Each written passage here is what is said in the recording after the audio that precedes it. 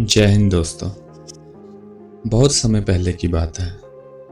एक राज्य में किशन नाम का एक लड़का रहता था। वो बहुत ही बुद्धिमान था। एक दिन वह निश्चय करता है कि वो जाकर अपने राजा से मिलेगा और उनसे कुछ बातें करेगा। इसी सोच को लेकर वो अपने घर से निकलता है और राजा के महल की तरफ बढ़ने लगता है। रास्ते में जंगल के पास उसे एक पेड़ के नीचे एक साधु मिलते हैं।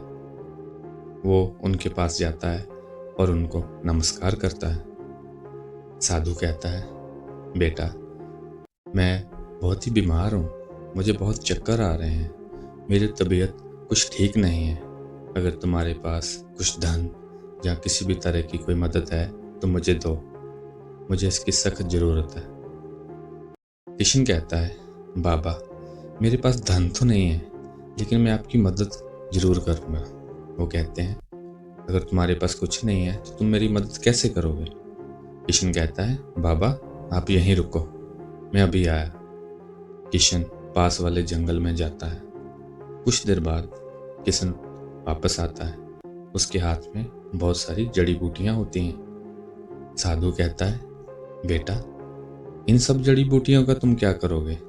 किशन कहता है, बाबा, मुझे इनका काफ़ी ज्ञान है। इनका सेवन करने के बाद ना तो आपकी तबीयत खराब होगी और ना ही आपको कभी चक्कर आएंगे। यह सुनकर साधु हंसने लगता है और वो कहता है, अच्छा, तो तुम ही हो वो? किशन कहता है, कौन बाबा? साधु कहता है, अरे वही जिसका जीवन रुचियों से भरा हुआ है। किशन कहता है, बाबा, आप हो कौन? बाबा कहता है, मुझे तुम साधु समझो, राहगीर समझो या कुछ भी समझो, यहाँ बात मेरे विषय की नहीं है, तुम्हारे विषय की है। तुम बहुत ही बुद्धिमान हो। यह कहते हुए बाबा हंसने लगे और अपनी शक्ति से उन्होंने दोनों हाथों में एक एक कटोरा दही का प्रकट किया और फिर किशन को कहते हैं कि किशन, मेरे एक हाथ में रखा हुआ दही का कटोरा अगर तुम खाओगे तो तुम्हें बहुत सारा धन मिलेगा, और दूसरे हाथ में रखा हुआ कटोरा अगर खाओगे तो बहुत सारी बुद्धि और ज्ञान मिलेगा। अब तुम बताओ, कौन सा खाना चाहोगे? किशन कहता है, बाबा रुको, मैं पहले चख कर देखता हूँ। किशन दोनों को चखने लगता है, पूरा का पूरा दही खा जाता है। बाबा कहता है, अरे ये क्या किया? तुमको दोनों खाने के लिए किसने बोला? तो किशन कहता है, बाबा, आपने ये भी तो नहीं कहा था कि सिर्फ एक ही खाना है। यह सुनकर बाबा बड़े खुश हुए, कहने लगे, वाह, तुम वाकई में बहुत बुद्धिमान हो। यह बुद्धि तुम्हारा सबसे बड़ा धन है, तुम जीवन में कामयाब रहोगे। यह कहकर साधु वहां से चला जाता है और किशन भी अपने राजा के महल की तरफ बढ़ने लगता है। राजा के शहर पहुंचकर किशन वहां एक स्वामी जी के पास रुकता है। किशन उन स्वामी जी को बहुत मानता था, उनकी बहुत इज्जत करता था। वह स्वामी जी राजा के दरबार में काम करते थे। तो किशन ने सोचा कि स्वामी जी से कहकर राजा से मुलाकात कर लूँगा। किशन स्वामी जी के घर आता है और उनसे बातें करने लगता है। किशन कहता है, स्वामी जी, मुझे राजा जी से मिलना है। स्वामी कहते हैं, तुम राजा से मिलकर क्या करोगे? किशन कहता है, स्वामी जी, मैं बहुत सारी बातें करना चाहता हूँ और मैंने कुछ किताबें लिखी हैं जो मैंने दिखाना चाहता हूँ। किशन अपनी किताबें स्वामी जी को भी दिखाता है। स्वामी जी को बड़ा आश्चर्य होता है, ये तो बहुत ही अच्छी किताबें हैं। उनमें से एक किताब स्वामी जी रखते हैं और कहते हैं, यह तो बहुत अच्छी है, मैं ये किताब राजा को दिखाऊंगा और उनको तुम्हारे बारे में बताऊंगा। फिर जैसे ही वो हाँ बोलेंगे, मैं तुम्हें उनके पास ले चलूंगा। यह कहकर स्वामी जी राजा के महल में चले जाते हैं। किशन वहीं रहता है उनके घर पर। वो बहुत समय तक इंतजार करता है, लेकिन स्वामी जी की कोई खास खबर नहीं आती। कुछ दिनों बाद किशन सोचता है, मुझे लगता है स्वामी जी बहुत ही व्यस्त होंगे, उनके पास समय नहीं होगा। किशन सोचता है कि मुझे खुद ही चले जाना चाहिए और वह निकल जाता है राजा के महल की ओर। महल के बाहर एक दरबारी खड़ा होता है। वो कहता है, तुम किधर जा रहे हो? किशन कहता है, मैं तो अपने राजा के पास जा रहा हूँ। दरबारी कहता है, लेकिन क्यों जा रहे हो, क्या काम है, पहले मुझे बताओ। किशन कहता है, मुझे अपनी कुछ किताबें दिखानी है, और वैसे भी हमारे राजा हैं, हमें उनसे मिलने के लिए किसी काम की आवश्यकता नहीं है, हम जब मन चाहे उनसे मिल सकते हैं। यह सुनकर दरबारी कहता है, तुम काफ़ी बुद्धिमान लगते हो। ठीक है, तुम अंदर तो जा सकते हो, लेकिन अंदर से जो भी इनाम मिलेगा उसका आधा तुम्हें मुझे देना होगा। इसी शर्त पे मैं तुम्हें अंदर जाने दूंगा। किशन कहता है, ठीक है, जो भी मिलेगा उसका आधा तुम्हारा होगा। यह कहकर किशन अंदर चला जाता है। वो जाकर राजा को प्रणाम करता है। राजा पूछते हैं, तुम कौन हो और कहाँ से आए हो। किशन अपने बारे में सब कुछ बताता है और फिर उन्हें अपनी किताबें भी दिखाता है। राजा कहता है, तुम किस काम से मेरे पास आए हो। किशन कहता है, नहीं, बस ये आप किताबें देखिए और मुझे आपसे कुछ बातें करनी है, और मुझे कोई समस्या नहीं है। राजा बड़ा खुश होता है कि यहाँ तो लोग समस्या लेकर ही आते हैं, तुम पहले व्यक्ति हो जो बिना किसी काम के आए हो, सिर्फ मुझसे मिलने के लिए। फिर वह कुछ देर राजा से बातें करता है। राजा उसकी किताबें देखते हैं। थोड़ी देर बाद उसकी सारी किताबें देखने के बाद राजा उसे कहते हैं, किशन, तुम तो बहुत बुद्धिमान हो, तुम्हारी किताबें भी बहुत अच्छी हैं, लेकिन इनमें से ये वाली औषधियों वाली जो किताब है, ये तो हमारे स्वामी जी की है जो हमारे राज्य में काम करते हैं। तुम उनकी चुराई किताब को अपना बोल रहे हो, तुम यहाँ ढोंग कर रहे हो।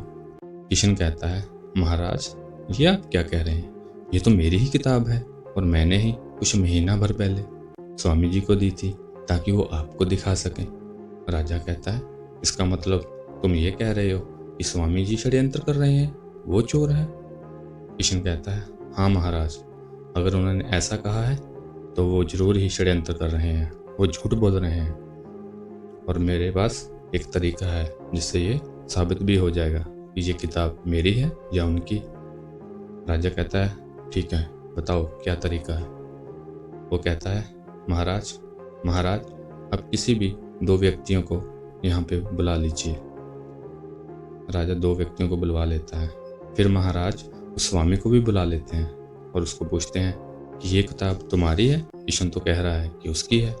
स्वामी कहता है, नहीं नहीं महाराज, इसने ही मेरे घर से ये किताब कुछ समय पहले चुरा ली थी जिसको ये अपनी बता रहा है। किशन कहता है, ठीक है स्वामी जी, ये दो रोगी खड़े हैं, जिसके पास भी इस किताब का ज्ञान होगा वो इनको सही कर देगा, इनका उपाय कर देगा, रोगियों को ठीक कर देगा। यह सुनते ही स्वामी एक रोगी को पकड़कर उसका इलाज करने लग जाता है। यह देखकर राजा हंसने लगता है और क्रोधित भी हो जाता है। कहता है, गिरफ्तार कर लो इस स्वामी को। स्वामी कहता है, लेकिन क्यों महाराज, क्या हुआ है, मैं तो इसका उपचार कर रहा हूँ और ये किशन तो खड़ा हुआ है, कुछ भी नहीं कर रहा है। तो किशन कहता है, स्वामी जी, आपने किताब अच्छे से पढ़ी नहीं है, क्योंकि उपचार तो उनका किया जाता है जो रोगी होते हैं, जो स्वस्थ होते हैं उनका उपचार नहीं किया जाता।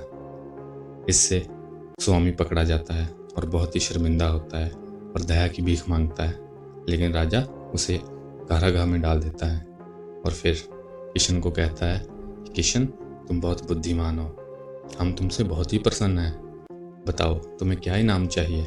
किशन कहता है, महाराज, मुझे 100 कोड़े चाहिए।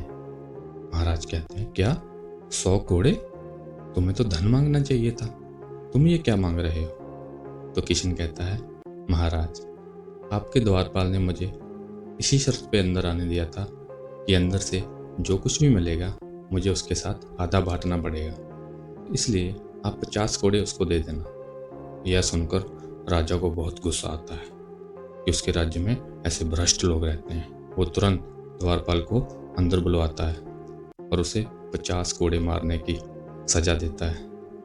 वह भीख मांगता है, दया मांगता है, लेकिन राजा उससे अति क्रोधित होता है और वो उसको 50 कोड़े मारने की सजा सुना देता है।